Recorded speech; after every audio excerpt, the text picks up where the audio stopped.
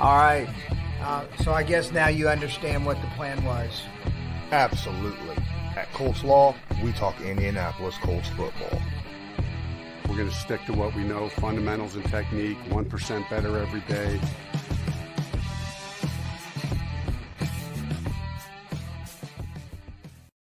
What's going on, Colts Nation? I'm Lawrence Owen. With me, as usual, is my guy, Loyalist. And today we are going to be discussing a few things. First and foremost, I think we're going to be discussing some stuff having a lot to do with the fact that, there's, other than pride, there's not a lot to play for at this point. At least from a fan perspective, right? From a fan perspective, obviously the players have a lot to play for. They got to make their money. But going into that makes you wonder, Loyalist here brought up a good point, and well, I'll let Loyalist talk about it, man. Yeah, I mean, you guys know I've been a little downtrodden with this, so I was trying to think of a good way to, look at this Colts team, because we know this year has not been what we wanted. But it's like there has been some shiny pieces, some interesting new and old players coming in. And the thing was there's some of them that just I want to see more from them. I mean, your Dallas Flowers and people like that we've seen a little bit. I just want to see more. I want Dio. I mean, Dio's really been stepping it up. I'd like to see him get a little extra play, and just to see how much you can put on these young players' shoulders and how they respond. Because like you said, Lawrence, there's not a whole lot to play for. I mean, heck, probably the majority of Colts Nation is hoping for a loss just to save the draft pick. But my point is you get some of these young people in here, you get the Sam Ellingers in there, just get 2 more games, to see what do we really have in these guys and how much can you put on their shoulders and they handle, and how much is just too much. Yep. Well, we got guys like Tony Brown, right? That's Sure. been sitting back there. Julian Blackmon has been playing the nickelback since Kenny's been out. Tony was the scheduled nickelback, but they wanted Julian out there just to see what he could do because of his talent. And we're so deep at safety right now, with Rodney Thomas and Rodney McLeod really balling out. But, that leaves another safety. Like we said, so deep at safety, we got Nick Cross we haven't seen since the beginning of the season, right? Yeah. So, yeah, and the thing is, this is not me sliding Rodney McLeod, because, guys, I understand he has been, to me, he's been one of those rock solid guys that you could count on every weekend. And so I love what he's gone. And I hope that, he gives the Colts a chance to bring him back. But like I said, use these last 2 games to test some of these untested waters. Let's see what we really have with these guys. I mean, I know Sam's had 2 games. I mean, really, is the quarterback play going to be a whole lot worse than what we saw last week? I mean, I don't think so. It was pretty bad. So why not see what a more mobile, younger, and just see it, is Sam Ellinger does he have some qualities that you can say, hey, this could be our backup? I don't know that he's a starter this year, but I mean, if he comes in and makes another big step next year on top of what we see coming in, I mean, who knows? But like I said, I just really want to see. And Nick Cross is a great one. We brought this young man in. I mean, he's young. He was just turned 21. If you guys remember, whenever he was playing his first set of games and stuff. And this dude has got a lot of flash and stuff. But the question is how much has he grown from the first 2 weeks, I think, that he got got the majority of some snaps. And then, like you said, Rodney came in and just really steadied the ship for the defense. And there was nowhere to go but up at that time. Yeah. Daniel in here. First off, I want to shout out to Daniel for dropping some money on video that I dropped yesterday. Thank you so much. Also, I had right here, Hermit Crabbit dropped $10 in the tip jar. As you see, the tip jar is down below in the description of the video. Works the same way, as a super chat. So I appreciate that a ton. Thank you so much. Awesome. Really good timing, guys, because as Daniel said in here earlier, things have been a rough ride for you lately. So appreciate it very much. Yep. Dan wants to see more Chris Williams. He's been a healthy scratch pretty much the entire season. Is that a guy that you wouldn't mind seeing a little bit of? Oh yeah, I want to see more Eric Jones. I want to see more this young man that we just picked up a couple weeks back in Khalid Khalid? Kareem. Yeah, I mean, to your point, Curtis Brooks. These guys. I just really want to get a chance to see what these when you put more pressure on. I mean, obviously they've been getting more snaps. Last week they got a little bit more, but honestly, we know what we got with Defoe. We know what we got with Grover. Okay, let's see how you can. I mean, let's start. And put them guys in a rotation, but let those players be the guys that get the limited snaps and let the younger guys be the ones who get the majority of the snaps. And then you can just simply go by whoever's playing best that day. They get more reps and stuff and just go. And like I said, save a little bit of the wear and tear off of the Forrest Buckner who's been banged up all season. Grover Stewart is, I mean, I don't know. It's hard taking Grove out because he's just been balling out and been fairly healthy and stuff. But just rotate these guys in a little heavier and get a little bit more. And Diodebo, we've seen a lot from him, but man, I would really like to see if you gave him starting snaps. Where does that come? So it's all over the defense, even though the defense has been playing great. And there are, like I said, Sam Ellinger and some of the guys on the offense. We're going to see a lot more Dio with Yannick now, on IR. So that's or not IR, but out. Oh, I was like, yeah. well, yeah. Questionable injury. Very questionable, yeah. So who knows? They might put him on. It seems like they're just dropping people on IR left and right just for the fun of it. So I know, right? But speaking of that, we have the Isaiah Rodgers situation, right? Mm-hmm. Look, we got Darrell Baker sitting back there at cornerback. Maybe we could see a little bit more of him. Now, I'm not on the aspect of where you are, where I want the young guys to play more than the vets, but I would like to see a little bit more, closer to 50-50 rather than 90-10. You know what I'm saying? No, I'm not saying that they take over the majority. Like I said, I just want to sit there and give them a good, fair starting. I mean, okay, yeah, I'm not. I mean, we don't want 90% for Defoe or these guys anyhow. We were been talking all year how we would love to get these guys down around the 60 range. They haven't been able to do that a lot lately, So yeah, I don't want them to take all the reps. Like you said, you do want to keep Defoe and Grover, but just give me a better rotation. Give me more of the younger guys. Like I said, to lessen the wear and tear on the vets. Again, we see a little bit of talking right here in the chat about, some of the offensive line. Now, obviously, you don't want to have a bunch of young guys on the offensive line. We know what the heck just throwing guys out there looks like. We've seen it all earlier in the season. But maybe see what Danny Pinter can do a little bit more. We didn't get a whole lot of looks with him this season with Ryan Kelly, and who knows what's going on with Ryan Kelly at the end of the year. So, maybe see what we got with him. So you're saying Pinter at center then, not instead of guard. Okay, I was like, wait a minute, because Fries is one of those cats that needs all the reps he can get. But yeah, I agree. And you talk about him, and then you also look at we've got these receivers that are getting into the third. Michael Straughns of let's get them a little more. Let's get them a little more reps. Let's see what we got with. I'd say Ashton Doolin, but he's done. Yeah, well, at least for this week, with the concussion protocol. But yeah, like I said, me personally, Jelani Woods. Woods has had a steady production, throughout the season, but I want more. I want to put more on his shoulders. Like I said, him, Dio, those are the guys I want to sit there and see take more of that responsibility and stuff. And then maybe, lessen the load on Mo Alley Cox and really, we got Colin Granson who's out again. So you have this opportunity. And let's really test these young men that have produced well. Just, want to see more from it. Really do. Oh, yeah. And you know what? I'm tired of seeing Zach Moss on the field. Okay. No offense to him. Deion Jackson seems both these past 2 weeks, Deion looks 10 times better than Zach. Okay. I get Zach can catch the football in the backfield. So can Deion.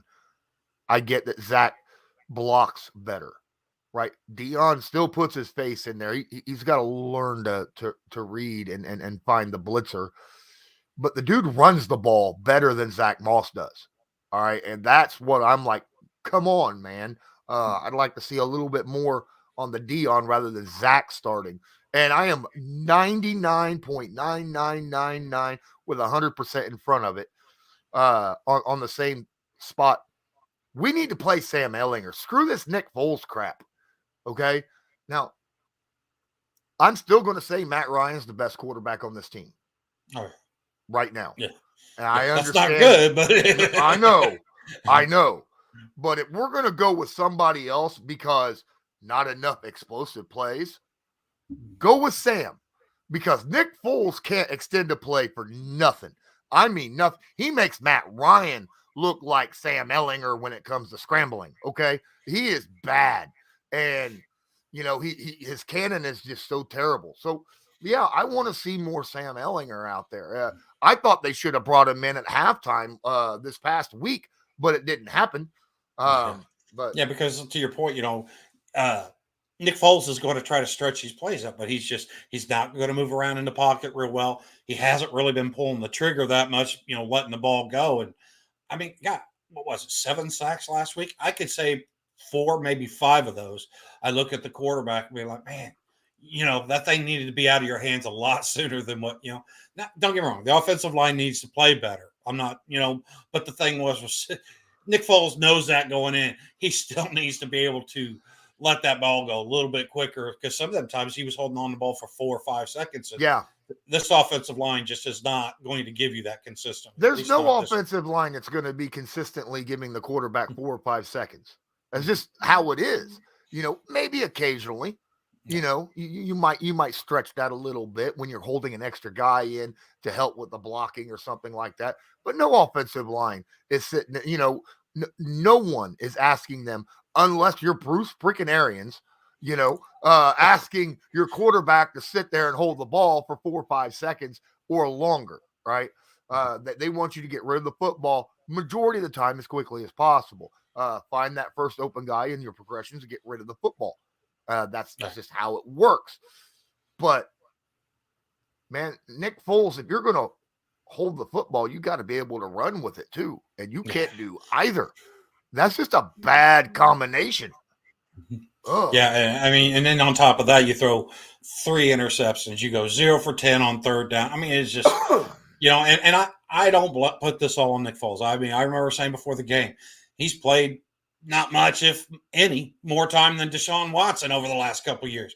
And he definitely hasn't been playing with this team or these receivers. So there was a lot being asked from Nick Foles in that situation.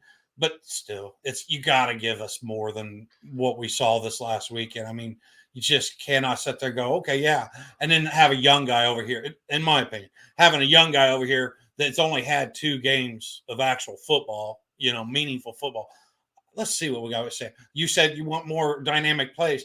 He can generate some of that with his legs. Nick Foles isn't going to do that. I mean, you know, so yeah, there's just a lot of things that I would like to get a little bit more just understanding of what we have going in, because this offseason, there's going to be some really tough decisions that you're going to have to make, you know, I mean, at multiple spots. I mean, you talked about a young man that's been playing and helping out at that nickelback with Blackman, you know, Julian Blackman and stuff, and how he's really filled in that Kenny Moore the second role while he's been out with this ankle.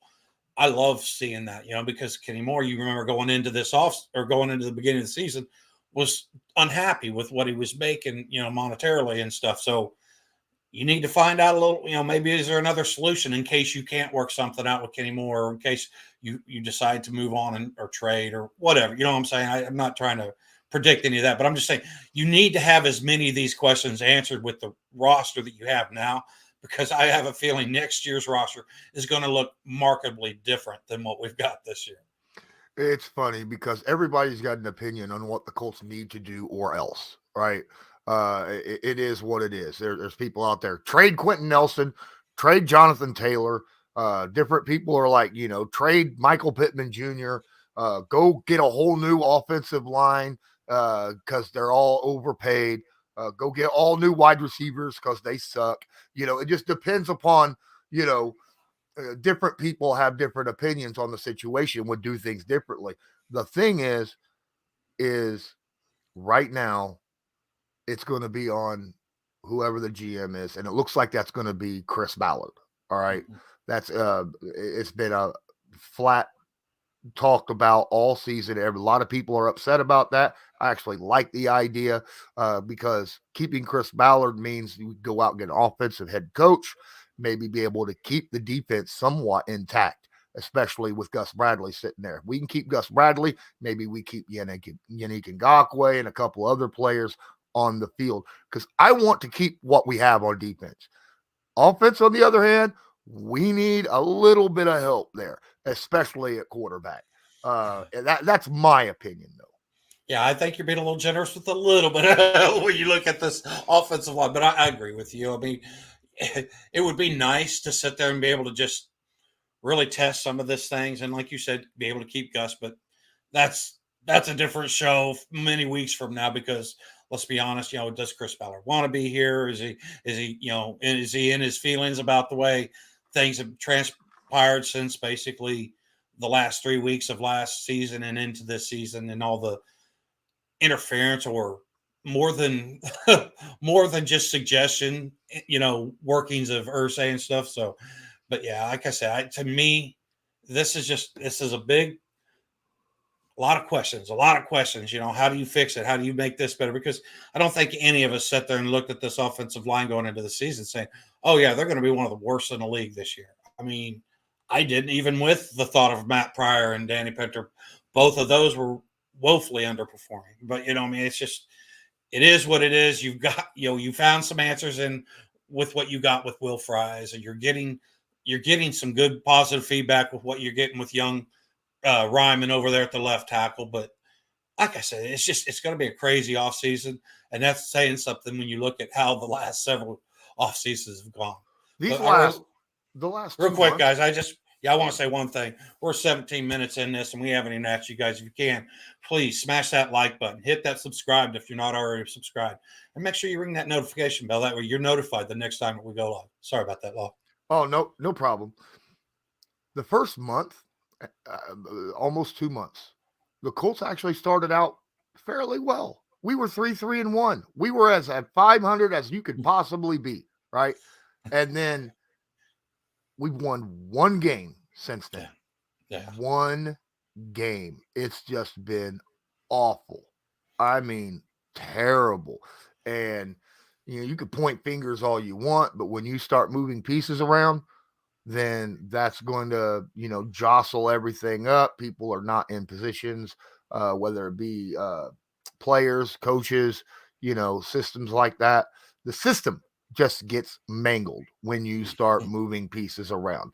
And I think a lot of that can be blamed on just the moving of pieces in general. Mm-hmm.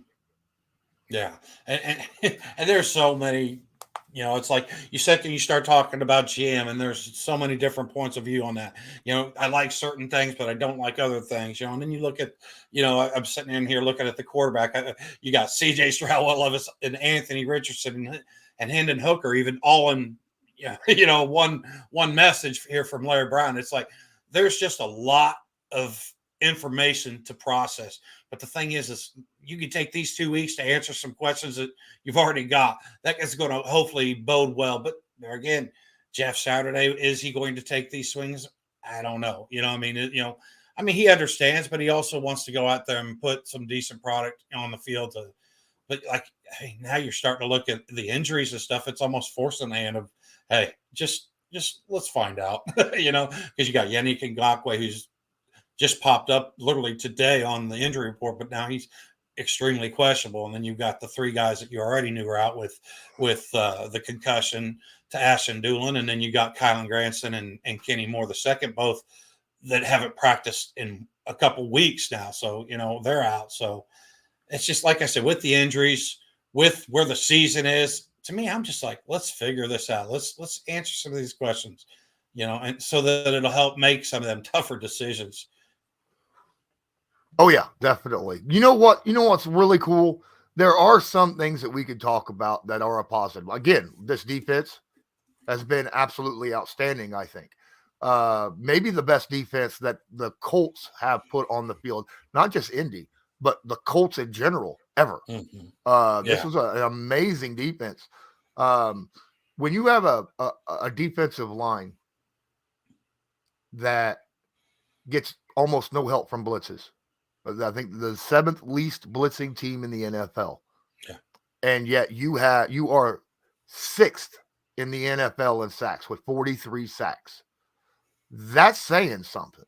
That's saying a lot, and that also helps. We've seen a lot of our guys, the amount of TFLs, for instance, not just from the defensive line, but from the entire team, even the safeties. Rodney McLeod, I think, is 2nd on the team. He's a safety, and he's got a ton of TFLs. Grover, Stewart, DeForest, Buckner, obviously, but we've got players on this team. The difficult thing to do right now is to be able to talk to them and convince them that next year will be better. But to your point, I mean, you sat down, you talked about this D-line, and look where most of this improvement has come over the second half of the season. Yannick Ngakoue has gotten himself comfortable with this defensive group and stuff, and he's really started up in his production. You look at Dio Dangbo, I know I've mentioned him multiple times. He's really started to pop off for the last 3 games or so. Kwity Paye, whenever he's healthy and stuff this year, he's always been that where you can see that next step. I mean, I love when you look at this D-line, and then like you said, you got your interior with Grover and Defoe that are studs already. You know what you're getting with these guys. So, why not give, the Eric Johnsons of the world and stuff, a little bit more run. And even Coward, and that Kareem Khalid, let's see what we've got with these guys, because like I said, I mean, you're not going to win a whole lot of respect if you've got, guys going out there and winning the game or and your offense is still messing it up. It's like there's not really any respect to be gained there. So all you come in is give me these young guys who are hungry, that are going to come with that same tenacity that you see from Grover and Defoe, and just let them guys go to work and take a couple extra actual game reps to show what they've got. I want to go back to the sack totals that the Colts had. You and I talked about that, we got in the top 15 of the sacks. We'd be happy. We'd be at the beginning of the year. We were talking about that. Absolutely. We're almost top 5. We're 1 sack behind on top 5. All right. That's pretty darn impressive. That way better. And it didn't hurt the run defense as bad as what we thought it was going to. There were at times games, that happened. But same as last year, they were at times a game. I mean, Derrick Henry does it to us every stinking time he gets on the field. Absolutely. I'll take the increase in sacks for the small drop off that we've had in our run D. Exactly. Because like you said, that was a massive problem. And the thing is this has really just been a half a season of that really starting to see much bigger picture of what we could get. Not to mention, if we bring back a Tyquan Lewis, who was just balling out early in the season. I mean, man, there's a lot to be, and this is just on the defensive side. I look at the young receivers that we got. I love what we saw from Paris Campbell this year. The young, Alec Pierce. He's had his ups and downs, but for a rookie receiver with that much load on his plate, guys, I think there's things to be excited about. You got Jonathan Taylor. You got to make a tough decision on him. Michael Pittman Jr., another guy that you're going to, depending on what he's asking for. There's just a lot of questions that if you know what you got deeper in that position room, like I said, with the Des Patmans, with the Michael Straughns and stuff, then you'll get an opportunity to hopefully maybe make the best decision because you've got enough pieces of information.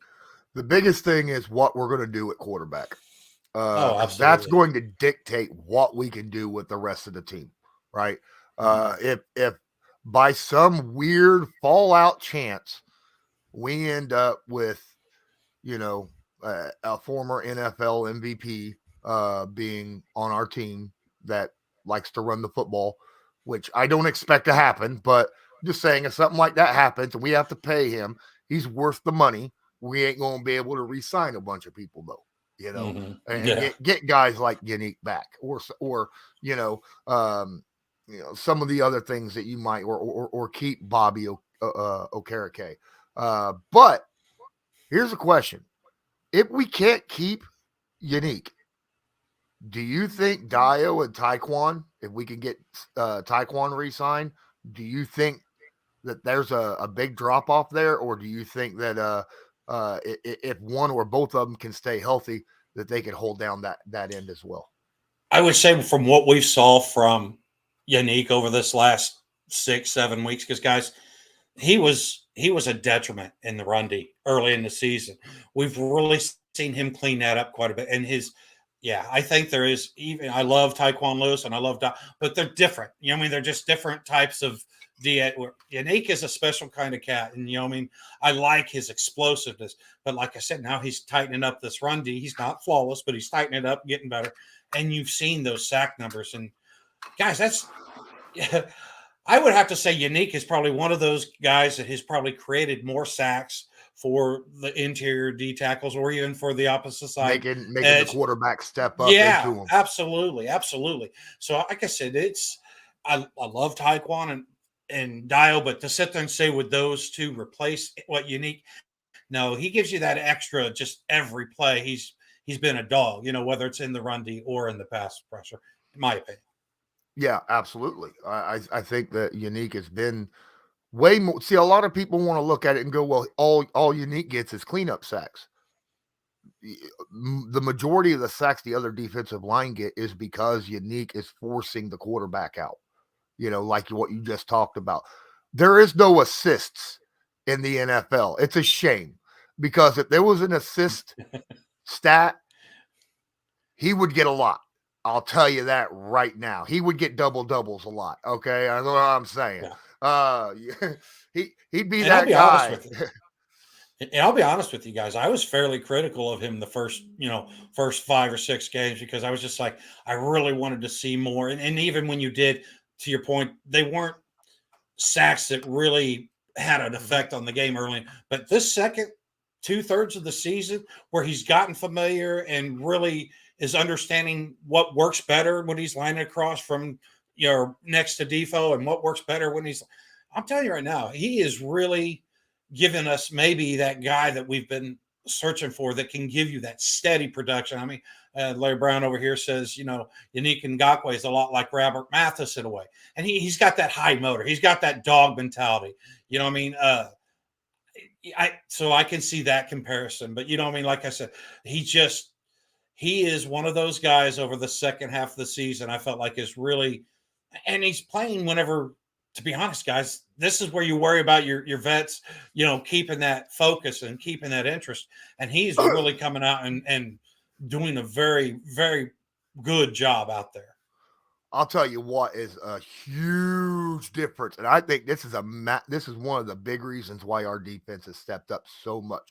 Remember last year, I was bitching and complaining all the time. You can't have DeForest Buckner playing 90% of the snaps. Yeah. You can't, and that's what we were running with last year. This past offseason, or this season right now, Yannick Ngakoue, 72% of the snaps. DeForest Buckner, 76% of the snaps. Grover Stewart, 68% of the snaps. These are your top leading guys on the defensive line, and they're getting rotated in and out. We have depth. We have very good depth to where when we move these guys out, it's not that big of a drop-off, and that allows us to continue playing at a high level from the first snap of the game to the last snap of the game. And I love that. And I love the fact that they're actually utilizing it this year, as opposed to when a certain Baker was, the defensive lineman, and why I was saying he's got to be the first guy out of here. And I'm glad he was, because we're seeing now what good rotation across that defensive line can do. Yeah. And that circles back to what we started the show with, what I mean? Those guys, their numbers have dropped. I still would like to see Defoe, shave off another 5 to 7% of the plays. I mean, guys, if we could sit there and give Defoe, with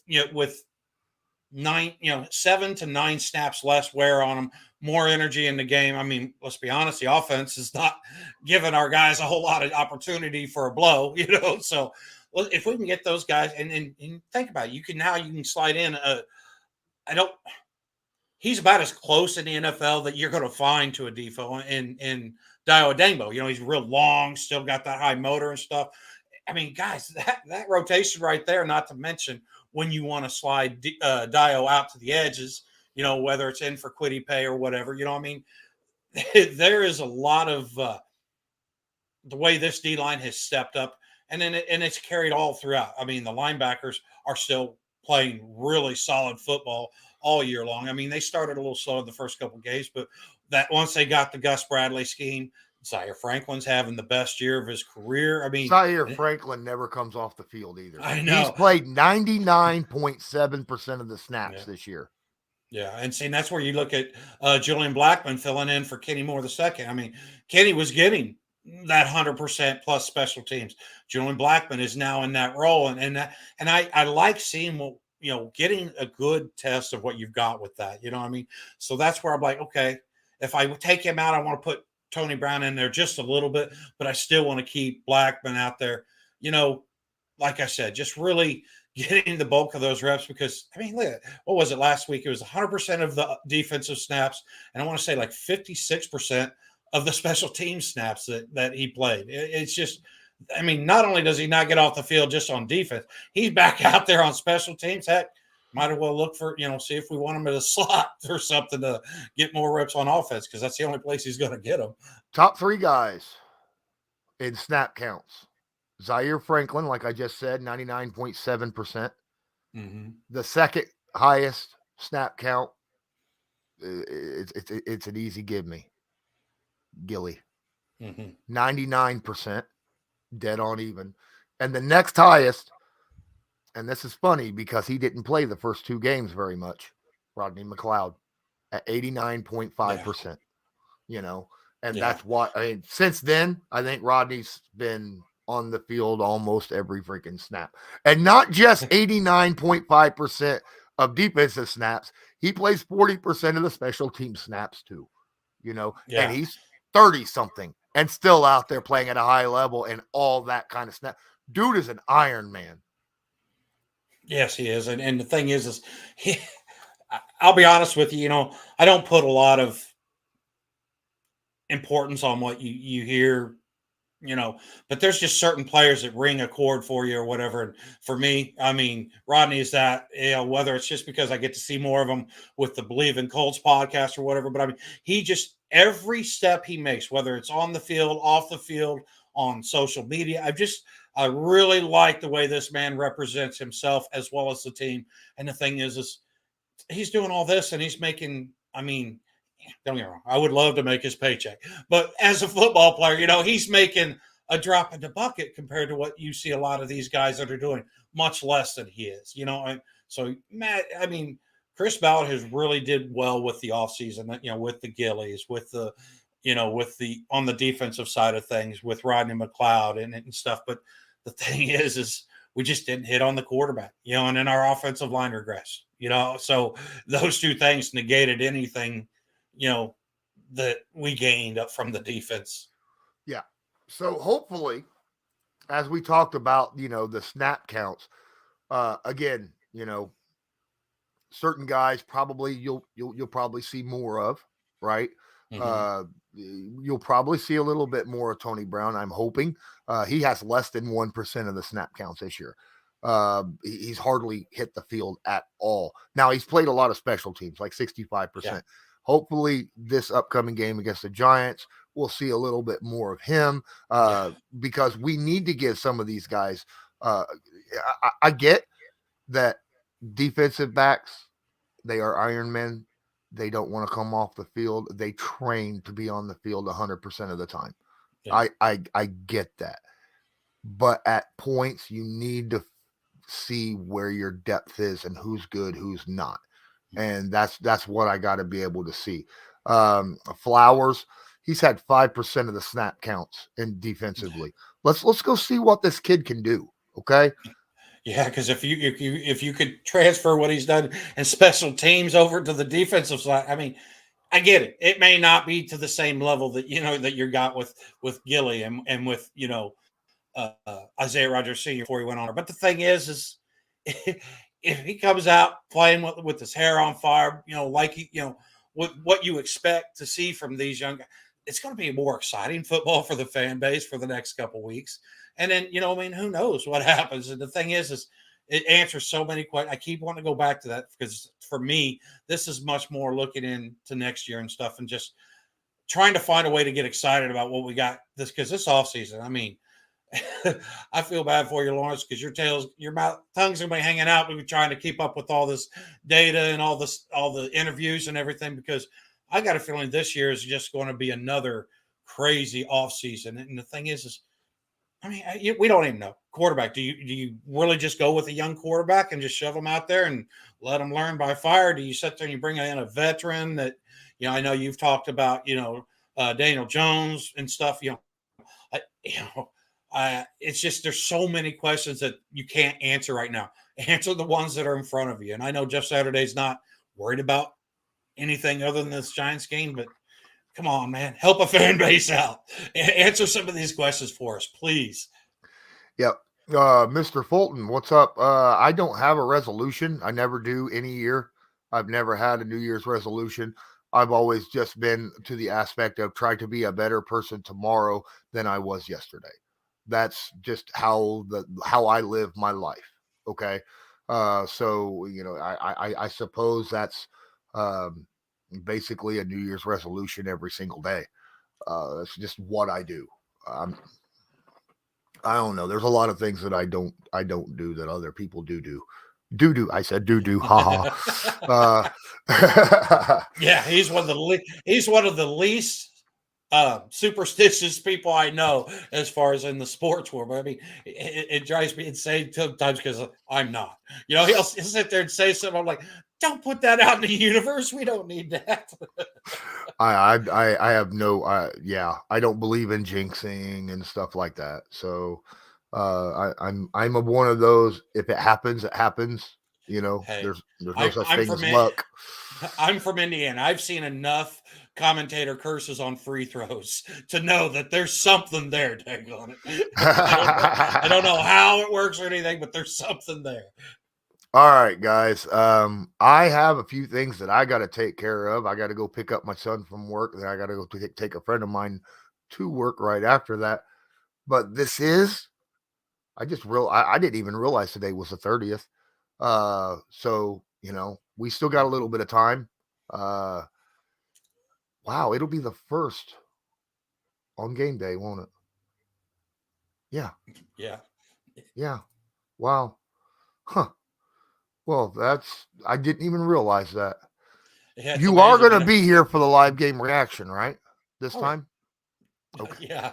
Yeah, I'll be here. As long as a meteor doesn't land on my house or something like that, I'll be here. Awesome. Yeah. I do want to apologize to all the Patreon people missing the last couple weeks due to the different situations that have happened. I've just not been able to do Patreon. If everything is still in the pluses and going well, and I don't, have something else crazy happen to where it takes up all my time or, kills Loyalist's power or, bust my pipes or something, then hopefully we'll have it again. We'll get it back going this Wednesday. It's all that non-superstitious stuff coming your way. No, it is what it is. I know that, I live in a very worn down home, so to speak. And if something can go wrong, it's going to, what's that saying? All right. I see you there, Basil. You're right. I probably shouldn't have said that. But it's only this big. Okay. Hey, it's a little meteor. That's all right. As long as the guy that owns this place doesn't care, I don't care. You go up on top of flat roofs, you can find little meteorites all over the place on top of roofs. That's how often the earth is hit with meteorites. They look like little black pebbles sitting on top of your roof. So I used to work as maintenance for a city's mall once, and I'd have to get up on the roof and do patchwork and stuff, and you'd see them everywhere. You could go through there with a magnet and just pick them straight up off the ground or right off the roof. Yeah. That's Murphy's wild. Law. Thanks, Joe. Yep. Whatever can happen will. Absolutely. and all Colts fans know that's very true this year. Oh, every game. By the second half, you're just like, what's next? I mean, okay, that's the one thing you don't want to say, and sure enough, it's going to happen. How many fan bases do you know that sit there and are up 33-0 going into halftime, and we're all going, "Oh man, I wish we'd have done more." I mean, yeah, it's like, "Oh man," and then sure enough, second half.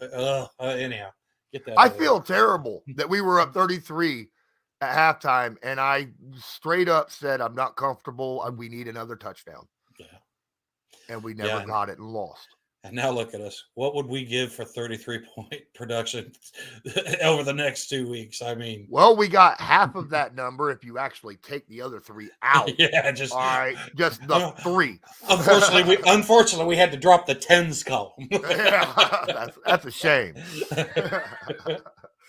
All right, guys. I appreciate each and every one of you. As Loyalist said about 20 some minutes ago, please smash that like button, hit subscribe if you're not subscribed, tag that notification bell so that you are notified next time we go live or upload a video. I apologize that Gerard and Rodney wasn't able to join me for this past week on Believe, but they will be here next week.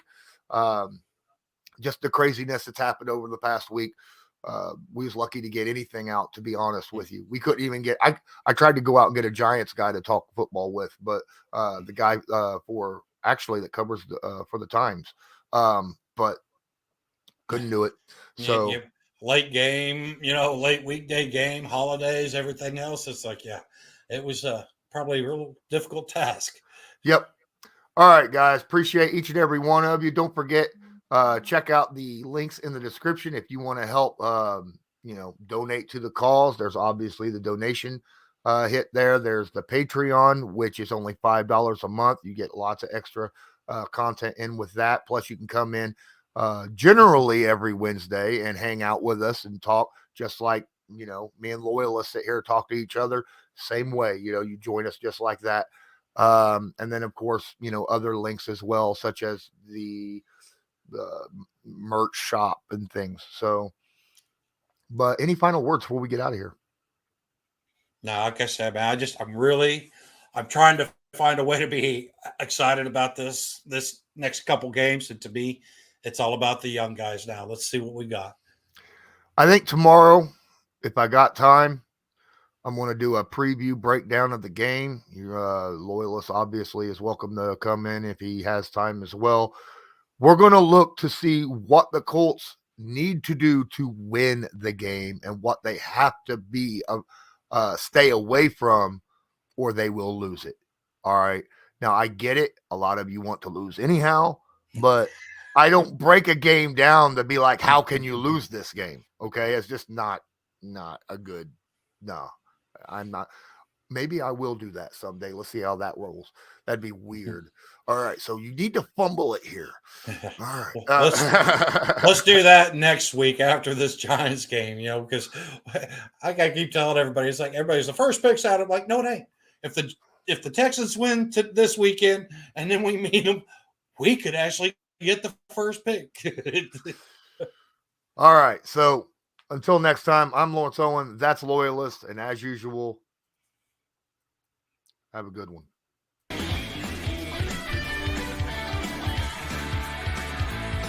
Just because a player's not a household name doesn't mean we can't make him a household name.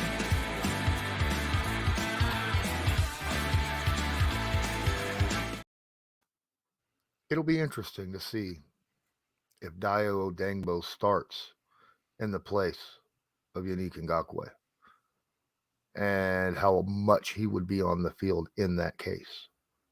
Will he play 70-80% of the snaps? We'll find out. It'll be a good look, though. Again, have a good one.